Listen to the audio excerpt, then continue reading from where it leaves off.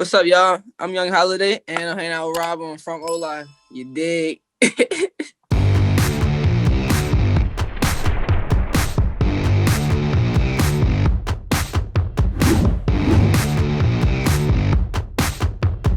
Congratulations with your recent signing or most recent signing with Motown Records.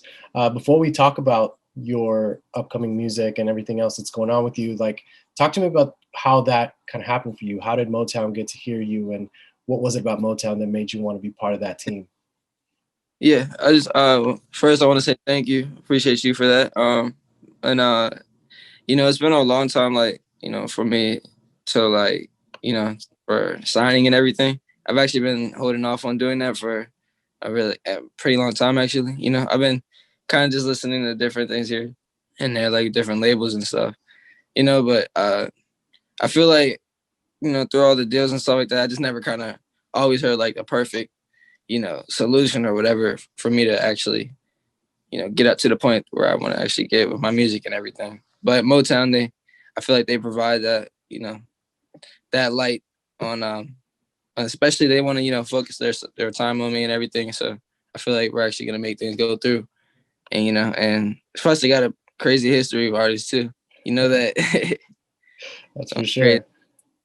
That's for sure. And it's cool because I'm starting to see more artists getting signed that are younger, like yourself. So, I don't know if it's something in the water, nowadays, or like, but like, what back in the day, like a lot of these young artists didn't know the business or didn't know that music was also a business. So they weren't really either taking it seriously or just, they're still being kids in a sense. But I feel like you have this like fully under control even before the label kind of stepped in. What was your artist development process like, and how did you kind of discover who you are and what you're all about as far as music goes? That was the good thing about holding off on deals for a while. And like because I'm 18, but you know going to different labels and stuff was during my 16, 17 years, and that's the most important time of your life really, because that's like you turning into the person that you're gonna be. And so like this whole thing was like me finding saying myself after like just growing up and actually taking all this stuff in and putting all this like stuff that's been happening in my life into my music. And I don't know, I feel like these last couple of years were the most important. And it's good. It's gonna be good to see, because there's gonna be a lot of other kids also same age. You know what I'm saying? Coming up, like going crazy, and I feel like I don't know, it's gonna be crazy, bro. You guys are gonna be taking over the world, man. Yeah. and Yeah. speaking of that, it's also a blessing because this has been one of the craziest years, where a lot of people, both artists and music fans alike, like have kind of dealt with mental health a lot more. And I feel like with artists like yourself, you kind of help us get out of that for a moment and help us kind of experience a different world as we listen to your lyrics and your music. How does that feel for you, like knowing that you're able to kind of save people from dark places?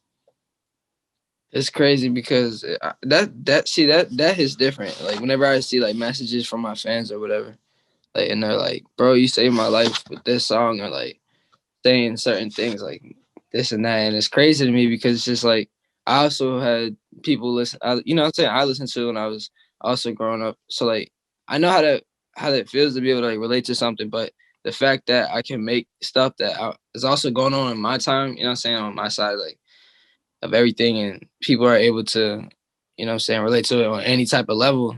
That's just amazing to me. Like if anything, that's like magic. That's the closest you can get to magic. Real talk. And how comfortable are you with like being vulnerable? I know obviously we listened to it on your music, but did it always feel natural for you to just kind of express what you were really going through, like whether it was deep stuff or it was something like somewhat emotional, or is that something that you kind of had to learn to be okay with? In a way, it's kind of like both, because it's like it was before me actually being an artist that I got comfortable with it. You know what I'm saying? But definitely breaking into that, like, because I was an antisocial type of, type of kid growing up. So I was actually just generally trying to break out, like generally just trying to like speak how I feel in general. So like when I started doing that on my songs and shit, I realized like that was just the way I was gonna do it. And making music and stuff, you know what I'm saying, made it easy for me to talk in actually real life.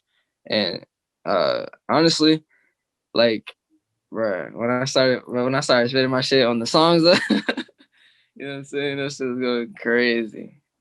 Um, it was natural. It was natural though. It was all natural because then I was also growing up listening to like alternative rock all the time and everything. You know what I'm saying? Where they talk deep, they talk deep on their feelings and all that stuff. So it was kind of like, you know, easier for me to talk about and pinpoint like certain feelings that I had. Would you say You know? that bands like My Chemical Romance, for example, would you say that bands like them kind of not only helped you open up to the world, but also like helped you how to kind of speak to your audience, how to turn, you know, these emotions into lyrics and then those lyrics into like a full blown song? Exactly. Because they know how to, you know what I'm saying? Like a lot of, like growing up, I was just wondering, like, damn, these people really turn this shit into stories. You know what I'm saying? Like, and you listen to it and it's, I don't know. And now I'm able to, it's just natural now. Like, it's not like I'm trying to sound like those songs in any type of way or anything. It's just like, I just know how to put a story onto a song now. Right. And speaking of that, you know, talk to me about the new single, Thank You. Like, what was that writing process for you on that? And what kind of kickstarted the writing process for that song? Was it a certain emotion? Was it like the acoustic that you were just messing with? Like, what started the idea of that track? Yeah. That song I was actually I was in my room doing that song. And I just remember like just personally thinking about like how my generation of kids and stuff is like everybody kind of like everybody talks about, you know what I'm saying, drugs being into the young generation and everything. And everyone knows, it's just like I feel like it's still not picked up enough to the fact that like all these kids is really on like certain drugs or whatever or taking pills at a young age. Like, and a lot of people don't even understand how like normal that shit is. You know what I'm saying? Like how normal it is. Yeah, everybody knows the kids can get into it, but it's normal. Like it's crazy. So this song is kind of me bringing like that awareness to like you know what I'm saying, kids in my generation is yeah, I say it's just that's just the real talk of it. And this is just opening up that light on it though. But it's also gonna be majorly like push that it's anti-drugs. You know what I'm saying? Like that this song is anti-drugs. Like this song is saying thank you drugs in it, right? But Mhm. that sarcastic meaning to it. You know what I'm saying? Everything is a sarcastic like term in it and throughout the song and everything. So this is like me just saying thank you drugs. You know what I'm saying? You ruined a lot. Like this is just kind of opening up that light on everything. Right. Yeah. No, I get that. And I love how you kind of played with those words the way that you did. Um, was that something that just naturally kind of happened, the play on words, or is that something that you kind of discovered as you were almost done or like through the process of the writing? Yeah, honestly, a lot of that shit happens on accident. I freestyle. I freestyle everything. So like, you know what I'm saying? I'll just out of nowhere say like some hard shit, and I'll be, what the fuck? Like, wait, I'll be like, hold up, that shit sounded crazy. You know what I'm saying? But I make sure that it did make sense to it. And make sure it also, I don't know, just a lot of stuff happens kind of like naturally, just, and I love that. So I kind of just leave songs how they are because I like the Yeah. raw shit. Feels like that's like the actual emotion you get from it. Right. I mean, you can't do overs for these emotions, especially when they come out. But you know, as Nah. far as that goes, like the cool thing, and it's crazy that you say that you kind of freestyle it, because the cool thing about you is that you navigate through so many different vocal ranges, and it seems like when you're going from one to the other, it's such an easy process for you. So as you're freestyling these tracks and kind of navigating like throughout these vocal ranges, how are you able to do that? Like, how did you discover to be able to navigate the way that you do? It's just kind of, I think it's just listening to all the different stuff, like all the different stuff growing up and hearing all the different flows and melodies in my head. Like, so the core part in my life for music to me was going from like the 2000s into the SoundCloud day. You know what I'm saying? Into the SoundCloud shit. So it's like all that shit right there. Like all the classic 2000 songs, right? I hear all those flows and everything. Like I love those melodies, everything. Like, I remember all that shit. And then I hear, you know what I'm saying, out of nowhere, the mix of the like, Trippy Red and action coming in and stuff like that. So all these like different, I don't know how to explain it, bro. Like, but all these different flows and melodies that I heard growing up, like, it just kind of it stuck with me in a way. It's weird, but like now I'm able to like I just like tapping into different vibes or something like that. You know what I'm saying? Yeah. Like and I don't know. I feel like a track is just not. Like, it just needs a lot of different elements of just like to to keep you know what I'm saying to keep the mind like focused on it to keep everything kind of like going on it keep something hype going. Right. Always have, But how do you make it your own? Like it's because it's easy to be like, I like this artist, I'm inspired by this artist, but you start kind of sounding like them. So how do you make it your own? Because you don't sound like the other artists. yeah no yeah that's the thing you can't take the actual like you can't take the actual sound you know what I'm saying it's just got to be like you got you got like all right everyone has an inspiration like everyone has inspiration coming into music right so you got to remember have your inspirations and you know what I'm saying it's just very different from actually taking like whatever type of actual sound from anybody. I don't know. I really don't know how to explain that to nobody. Actually, I just never thought about that because I know I don't try to sound like anybody. Actually, I just Yeah. you know what I'm saying. Just like I don't know. I just try to like take my inspirations, go crazy with it. So back with thank you, back with thank you. Like I love that you pretty much you kickstarted it with an acoustic guitar, and you kind of hear that guitar throughout the entire time with a little bit of the drums and a little bit of the piano. Like, what inspired the sounds for that track? Was it something that you chose? Was it something that the producer chose? Like, what kind of made you want to have that for thank you? I heard the beat honestly like since the first time, like just the first moment I heard it, I was like, bruh. Like, that's all I said when I heard it. I was like, bruh. Anyways, like I don't know. It sounded like just a real. I don't know. When I heard the beat, it sounded real personal. Like if that makes any sense. Like it's just a song. Like I could imagine somebody like in a movie. You know what I'm saying? Just singing that shit personally to somebody.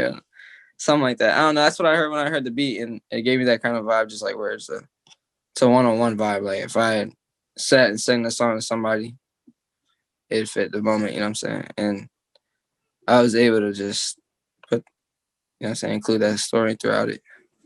Sounds fucking beautiful. It really does, man. It really does. Yeah, bro. It's crazy.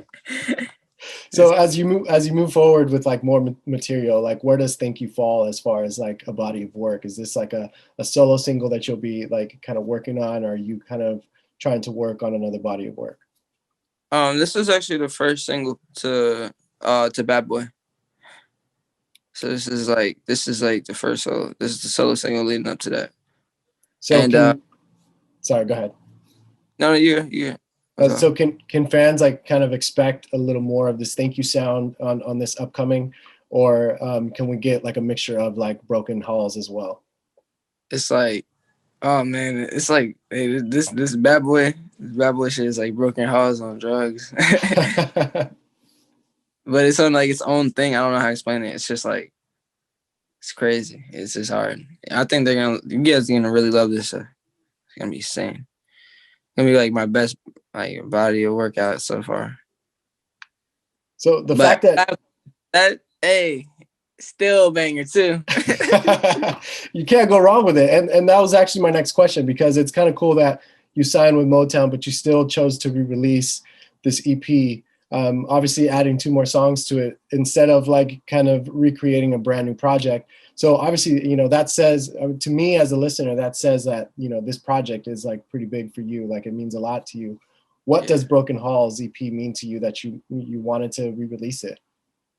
Um, So that's I just want to end off that chapter like, of my life and also beginning off with the bad boy kind of sound like. But Broken Hearts was like, it's a story about everything of, you know what I'm saying, when I went through heartbreak, when I went through stuff with my friends or whatever, back at home. Because my hometown is called Perry Hall, so that's why I call it Broken Hearts.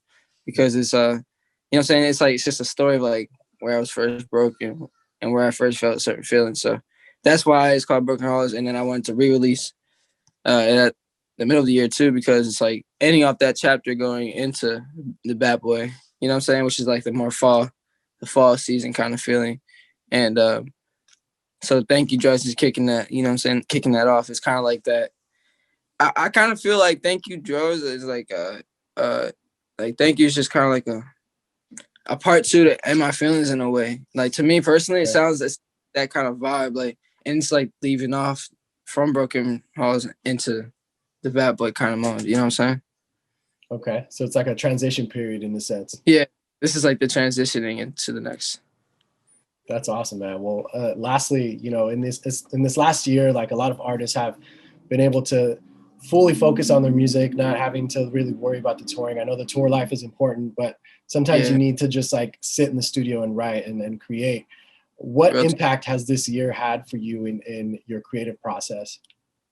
this is you know what I'm saying? It's kind of slowed down like traveling in a way, cause like it's like nah. I'd say traveling is still the same.